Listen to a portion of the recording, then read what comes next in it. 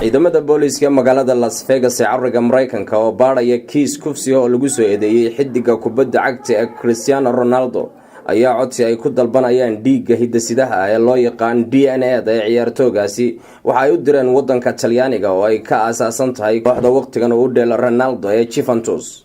jariirada wararka ee Wall Street Journal waxa ay soo warisay in booliiska Las Vegas uu waaran u diray maxkamad ku taala wadanka Talyaaniga oo uu ka codsanayo in qayb ka mid ah dhiigga DNA-ga ee xidigaasi loo soo gudbiyo. haween lagu magacaabo Catherine Mayonga ayaa dacwad kufsi ah ka gudbisay xidiga kubadda cagta adduunka Cristiano Ronaldo ay sheegtay in sanadkii 2019 ay ku kulmeen